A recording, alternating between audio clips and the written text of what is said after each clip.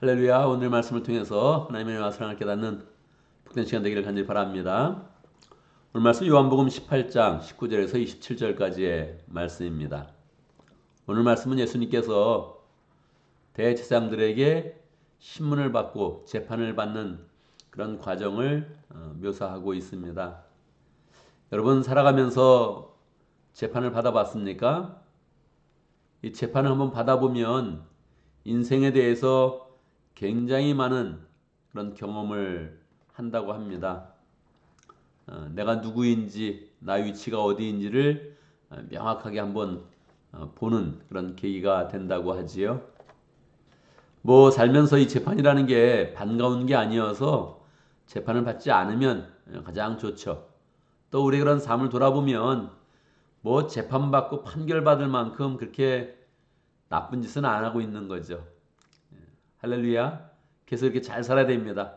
누가 나를 재판해서 법이 있어, guilty 해가지고 이 형법에 저촉돼가지고 감옥에 가는 그런 상황 절대 만들면 이제 안 되죠.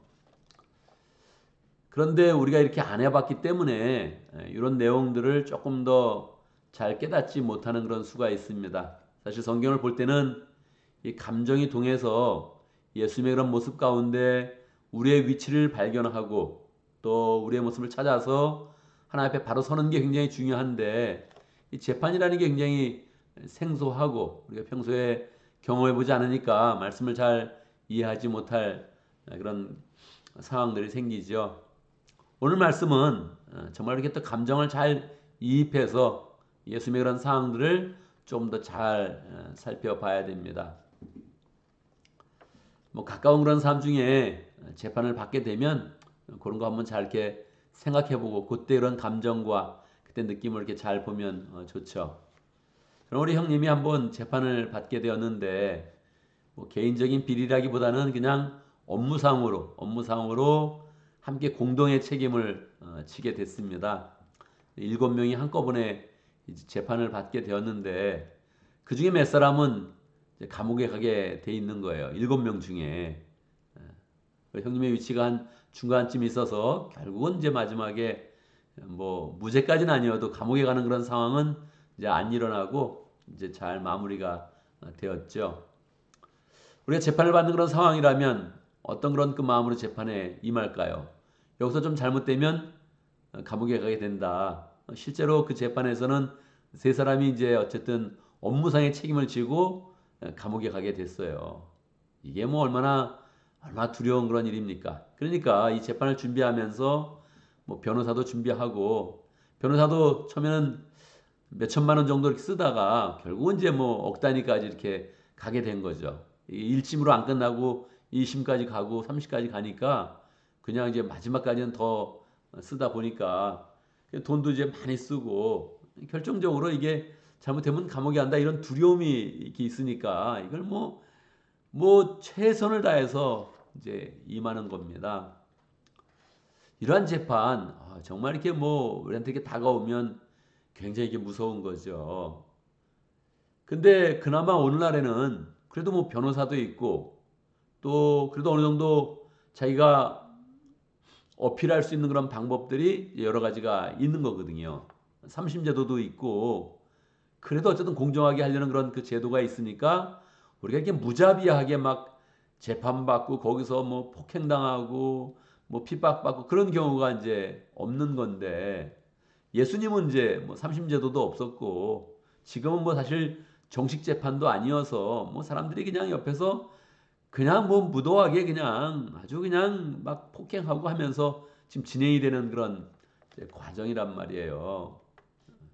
저도 이제 형님이 재판받으니까 감정이입이 되더라고요. 이게 내가 아는 형님이 이게 재판받아서 감옥 갈 수 있어? 이렇게 생각하니까 뭐 마음 가운데 두려움도 오고 이거 잘 되겠다 이런 마음도 하고 들고 저도 기도할 때 뭐 금식 기도도 한번 하고 제가 한번 방문했을 때는 저한테 뭐 무릎 꿇고 그게 기도해 달라고 딱 그렇게 간절하게 이야기도 이렇게 하더라고요. 그러니까 말입니다. 이제 그런 느낌으로 이제 우리가 재판을 받는 건데 예수님은 왜 재판을 받냐? 왜 받습니까? 예수님은 우리 때문에 받는 거예요. 우리가 지은 그런 죄 때문에, 우리 때문에 받는 거예요. 그러니까 가까운 사람이 재판을 받을 때 이 감정이입이 되거든요. 이거 잘못되면 큰일 난다. 기도 간절히 하게 돼요. 근데 예수님의 재판에 대해서 예수님이 재판받는구나 이러고 성경을 본다면 이거 진짜 이게 이제 참 이런 게 이제 신성모독입니다. 원래 죄는 세 가지가 있어요. 어떤 죄가 있습니까? 행위의 죄, 마음의 죄, 영적인 죄입니다. 우리는 늘 죄 그러면 뭐 재판받는다 생각하면은 행위의 죄만 생각하는 거죠. 나는 큰 잘못한 거 없어. 그렇습니다. 우리 교인들 생각하면 정직해요. 뭐 가끔 도덕적으로 보면 나보다 깨끗하구나. 이분들이 나보다 더 잘 사는구나. 그런 분들이 참 많아요. 존경스럽죠. 근데 그게 영적으로는 가끔 치명적일 수 있어요. 난 깨끗하다. 나는 큰 잘못한 거 없다. 이렇게 살면 우리가 안 되는 거거든요. 왜냐하면 예수님이 우리 때문에 지금 재판을 받고 있는데 예수님이 재판을 받으셨구나. 이렇게 보면 어떻게 되겠어요? 이게 나 때문인데 우리 때문에 지금 재판받고 있는데 재판받으셨구나. 이렇게 하면 이게 성경을 아예 뭐 들어가지 못하는 거죠. 예수님은 우리 때문에 재판을 받는다고요. 왜? 우리의 마음의 죄, 영적인 죄. 이런 죄를 우리가 많이 짓고 있거든요. 행위의 죄는 없는데 이 사회 통념상 상식적인 그런 보면서 우리 잘 살고 있어요. 할렐루야. 계속 잘 사는 거 중요합니다. 그런데 그럼에도 불구하고 우리는 본질적으로 마음의 죄와 영적인 죄, 특별히 하나님과 관계된 그런 관계 속에서의 그런 짓는 죄는 너무 많거든요. 그런 죄는 씻어내야 되는데 우리 스스로 씻어낼 수가 없는 거예요. 그러게 예수님이 우리 대신 이 재판의 그런 과정을 그냥 우리 대신 겪고 있는 거란 말이에요. 이걸 보면서 아유 예수님 저 때문에 이런 고초를 당하셨습니까? 이렇게 하면서 이게 들어가야 돼 말씀으로. 이렇게 해서 우리가 예수님의 그런 그 마음을 헤아려야 된단 말이에요. 내가 재판받아야 되는데 예수님이 재판받고 있는 그런 상황. 내가 죽어야 되는데 예수님이 자꾸 죽을 자를 향해서 계속 나가는 그 상황들을 우리가 보면서 아유 주님이 이렇게 무도한 자들에게 이렇게 조롱받는 그런 삶을 사셨습니까? 이렇게 이제 나가야 되거든요. 우리가 살면서 가장 기분 나쁜 게 뭡니까? 무시당하는 게 가장 기분 나쁩니다. 무시하는 거. 절대 하면 안 돼요. 제가 늘 새로운 가족들과 함께 복음을 이야기할 때 그렇게 이야기하죠. 무시하면 안 된다, 사람. 무시하면 기분 나쁘다. 난 자식이 무시한다면 난 자식도 안 본다. 그래요, 우리는 그런 존재예요. 누가 나 무시하면 그 사람 안 봐요. 천년으로 끊을 수 없는 그런 관계도 나를 계속 무시하면 우리는 안 만나게 돼요. 자식이 무시해도 나 안 본다. 반복적으로 날 무시해? 난 너 안 본다. 쉽게 말할 수 있어요. 근데 말입니다. 우리는 그런 존재면서도 불구하고 하나님에 대해서는 많이 무시하거든요. 우리 하나님의 눈길을 무시해요. 하나님의 존재를 무시해요. 너 하나님 안 믿어. 이게 하나님을 얼마나 무시하는 거예요. 하나님을 안 믿는다 그러면 하나님이 없어져요? 절대 그러실 리 없거든요. 우리는 하나님이 없는 것처럼 행동할 때 많이 있다고요. 나 혼자 있으면 아무도 안 본다고 생각해서 내 마음대로 행동하고 내 마음대로 생각하고 내 마음대로 상상하는 경우도 많이 있단 말이에요. 하나님을 무시하는 거예요. 모르는 사람들이 많이 있으면 우리는 그냥 뭐 막 행동하면서 괜찮다 이렇게 생각할 때도 있거든요. 하나님이 보시고 있는데 우리 하나님 앞에서 이렇게 살아가는 그런 삶을 우리가 뭐 이렇게 쉽게 잘 살아가지는 못해요. 그러니까 말입니다. 우리는 이제 영적으로 봤을 때, 우리가 그런 그 마음을 봤을 때는 하나님 앞에 재판받을 게 있어요. 재판. 이 무서운 거죠. 그 재판으로 만약에 지옥까지 떨어진다면 우리가 재판을 어떻게 맞이하겠어요? 너무너무 두려운 거죠. 그런 상황들을 우리가 반드시 맞이해야 되기를 운명에 있기 때문에 예수님이 이제 재판을 대신 받는 거예요.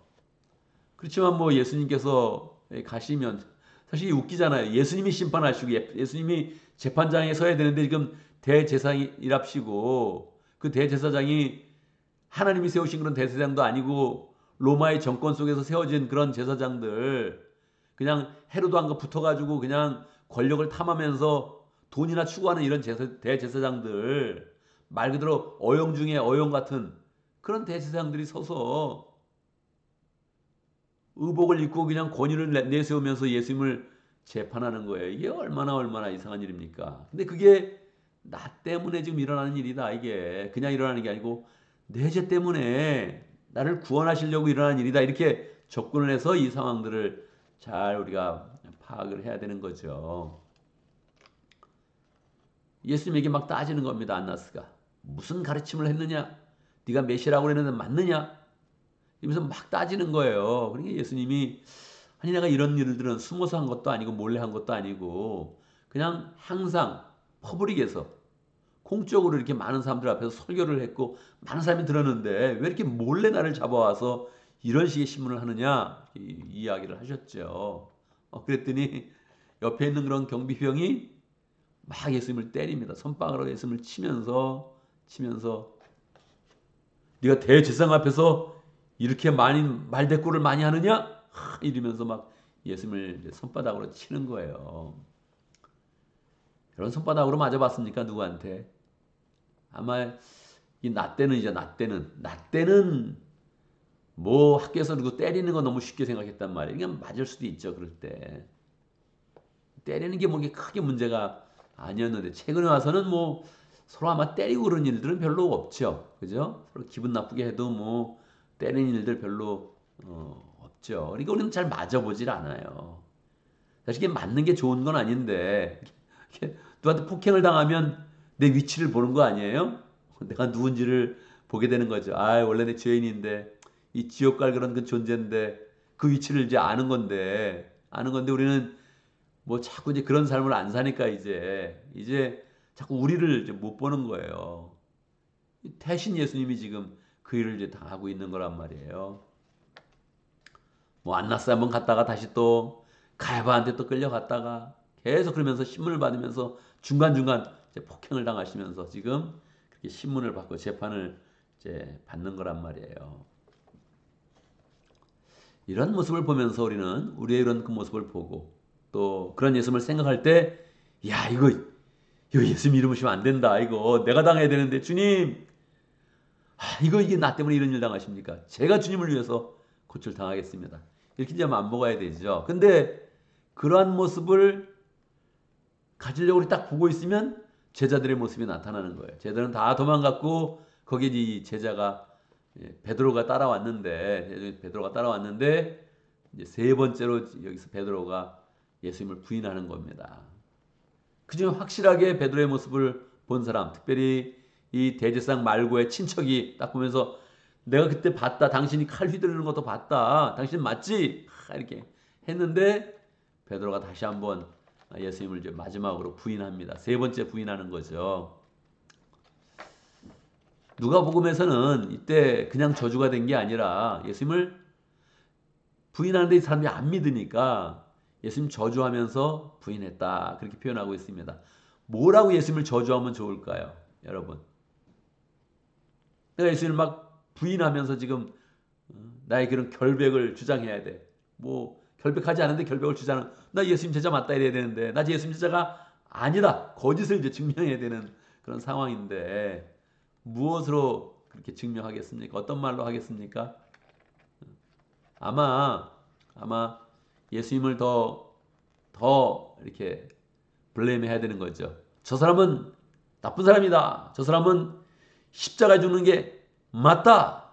그렇게 주장을 하면서 자기의 그런 결백을 막 그렇게 이야기했을 것입니다.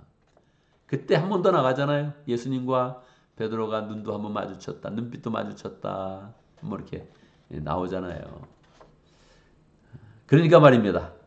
이 베드로의 이런 그 모습이 또 우리들의 이런 그 모습인 거죠.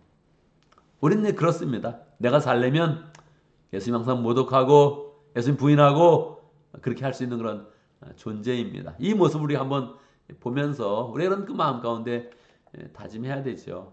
이런 그 모습을 주님이 보여주시는구나. 예수님이 보여주시는구나. 성경이 그냥 계속 예수님의 모습 한번 비추고 우리의 그런 모습은 이렇게 살고 있다고 보여주는구나 했을 때 우리의 그런 그 마음 가운데 우리는 다 구원의 그런 역사를 더 많이 보고 더 창세기부터 요한계시록까지 이제 관통하는 그런 말씀을 받은 그런 존재인데 내가 주님의 그런 사람으로서 더 잘 살아보겠습니다. 주님의 마음도 괴롭게 하는 사람이 아니고 주님 저주하는 사람이 아니고 정말 내가 주님처럼 그 길을 잘 따라가는 그런 사람 되겠습니다. 주인을 부인하는 사람이 아니라 언제든지 예수님 인정하고 할렐루야, 언제든지 예수님 사랑한다고 말하고 할렐루야.